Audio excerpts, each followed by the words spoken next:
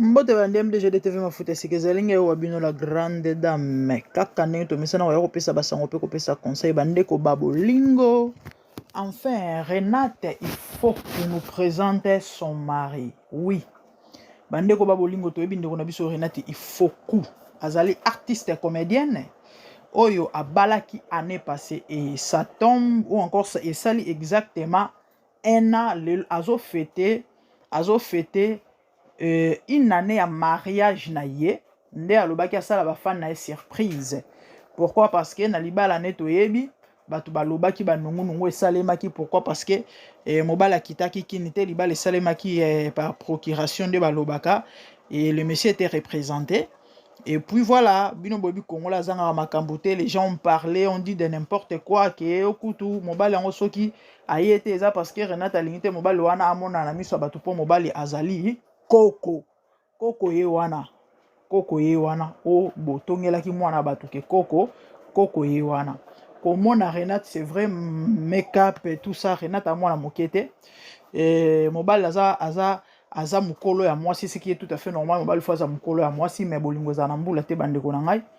Et na 21e siècle vice versa parce que bato mosusu balobi no mobali oza mukolo mobali ya mwasi mais mwasi oza mukolo mobali te na 21e siècle. En tout cas nga kutu soki de préférence balobi na nga nasala choix ou encore si cela ne dépendait que de moi na oza mobali oyo toane baninga toane baajima ko bienga na koleke na moi une année moi 2 ans oyo mibali musu bazalaka amas mulai mbinga oyo efunda na ngote zoye bana na ngote misusu ndeza pende RVC wana nde peut-être mais oka penza elongi nga penza préférence so balo batu na nga na ozwa na ngai mobali ya leki na ye ane ata moi ba 2 ans moi ba 3 ans boyebi po anine lelo oyo likambo mbeto libala eboma mabale base bele lelo mabale tikala ba forme na fond ekufa abima libanda ekenda pe petit wana kwa na a télécharger soki ba crédit na cabine.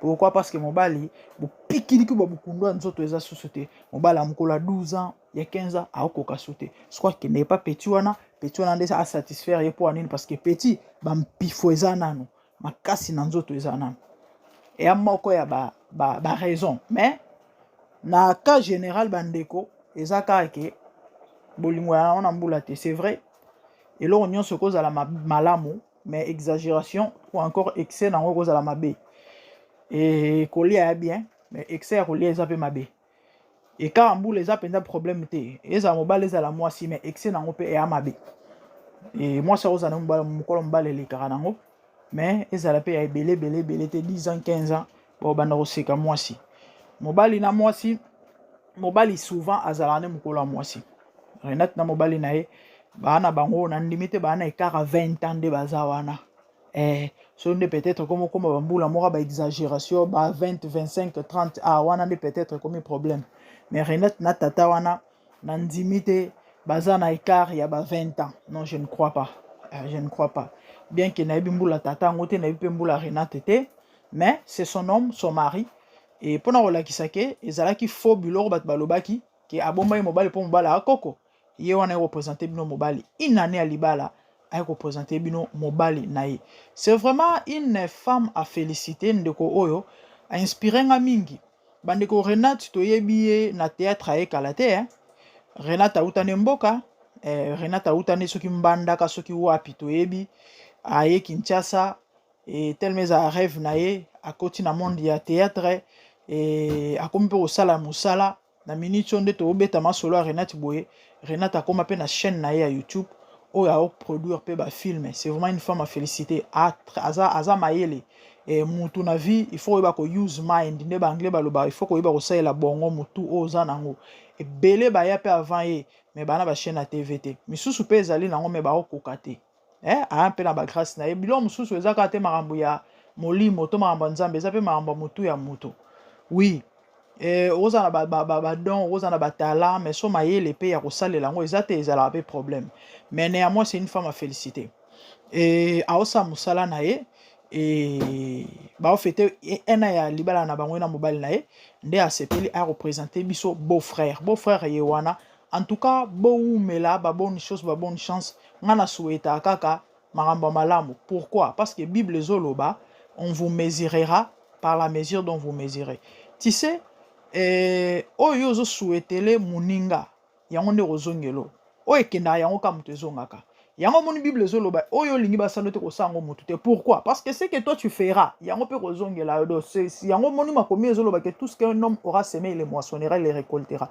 Pourquoi na oloba boye bandeko bino boyebi congolais ata eloko ya malamu ezala pas congolais a boire ba flair ndeko abalaki awa bato balobaki bilobela o ndenge eza na kutu eza inceste mobali wana azala mobala Gabriel ala ndeko Renate o kutu ndenge eza na barumela na bango te tala kutu bato peut-être bamisu bapesaki 3 mois bamisu bapesi 6 mois bamisu lelo basali une année etondimaki na bolingo nzambe bakobeta 2 ans 3 4 ans ainsi de suite et soki souye na bango eza babakisa bana bakobota peka au nom de Jésus parce que bato mosusu surtout les autres aux années 21e siècle les gens ne veulent plus mamba bota ebele ya soute na batango akala wana bapapa na biso bakoko na biso bamama biso bandobota bana ba 11 12 13 14 lelo komi pe okape 2 3 bovani na bino. C'est vrai na papa bana te papa na bana e pe na bana ne misato Renata na bana ne misato bakobota ta musu mwana bango moko to mibale nyonso makambo disent les Quinois. Donc soki souhait zali ke babaki ba élargir famille. En tout cas nous vous souhaitons bonne chance et salemela bino lolenge wana na kombo na Yesu. Bandeko il faut koyeba akoloba maloba malamu, faut yeba ko souhaiter le bato kotombela baninga chance positive na vie. Ezaka te so bomonika il faut boloba mabe to négatif parce que Kongola champion na makambo wana Kongola makasi Kongola zalaka ta muto osali kambo bien na place aya félicité to beta maboko ye akoyande po aya koluka ba faille akoya po aya koluka place nini ba faille ezali na mona ngo awati wala ba commentaire osali émission ka mutu mususu yo yela biso makamba nzamba wa nzoka ndo za mutu ya masumu komba nzambe na munoko tala biloko en fait même na TikTok nanga il y a des gens qui me félicitent maman musalo sala bravo toujours bénéficier na ba conseil. Mais bizarrement bon mona mutu ayeka koluka place erreur ezali na kamo mutu mususu ayeko corriger ka pona lobaki Afrique de l'Ouest. En fait je parlais de nazo ba souter selon ezali nini Afrique de l'Ouest na lobi Afrique zela ezali Afrique zela West voilà bi West Afrique na lobi bana ba accent ba West Afrique et puis na mentionner pe Côte d'Ivoire na kati mbala moko aye mama alors ba biloko moko be déjà neti que non a dénigré nga dit que je me crois ou encore je me crois que kozala mayele donc na maîtriser carte te de pona ye ko maîtriser carte non Kongola somme et pourtant na bando le bela likambo ya accent tant le baki ba ouest africain na ba ivoirien ba bazana ba accent moko boye ke na net bandenge moko na Congo na Afrique pardon Afrique francophone bon majorité généralement tous plus francophone ba anglophone pe bazali ba francophone sotolo ba français Kongola na accent na unique accent na biso ezaka biso moko par rapport ba misusu na bango ba ya bango ezala neti ba ndenge moko à peu près ba ivoirien ba camerounais confondre bango moke so rezu ba misusu wana ba Sénégal na ba nani na ba nini wana de fois ça mutu peut-être vana na bango mingi po ba okeseni sa bango ate fois ça sénégalais neti nga ba ivoirien ba camerounais ezala moi passé na mona ka bango nyonso ndeye ba lo ba ndenge moko en fait c'était par rapport à ça mais ya ye kaka pona lo ba yamba West Afrique et puis on a mentionné Côte d'Ivoire na kate ezui en fait c'est ça Congolais Congolais souhaitera jamais mutu mamba malamu ata mutu osali kamba malamu ye akozalaka aluka contredire to aluka place faille ezali place mabe ezali po aloba mabe bandeko toyebaka to aprenaka koloba malamu pona bato mosusu mutu a parfait azate mutu akoka azate ba faille ezangaka nango te mais néanmoins lorsqu'une personne a posé acte moko eza bien asalelo moya malamu en tout cas to banda na koboka ba flair ko betela mutu maboko ko souhaiter mutu ba souhait malamu et remontaka et bakisa coup de pouce et sungaka et soulageaka et ça la bien mais tant bozo ya bozo dénigrer bozo finga bolo ba négativité bolo ba mabe bozo ko diminuer mutu bozo ko démoraliser mutu bozo bebisa mutu yana bato mosusu kana ba malobo bayoka esalaki ebomela bango ba vision.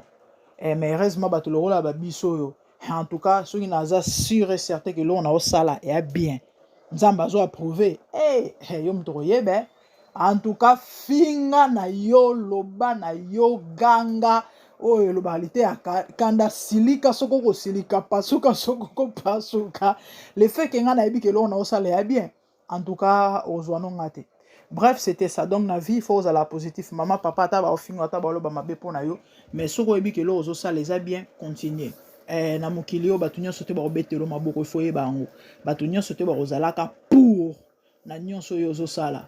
Il y aura des gens qui vont critiquer et quelque part c'est un peu important pour pesope courage na makasi ya améliorer. Oui, hein, critique nyonso te za rapport et let you down mais eza neti feedback moko oyo ezosalaka oluka oyeba ok c'est que loko ezalaki bien te na bongisa comme ça lobi napesa le meilleur de moi-même. C'était ça pour aujourd'hui. Abonnez-vous massivement sur MDGD TV Mafuta ya sika. Quant à moi namoni mbino mbala ya sima. De bonnes choses à vous.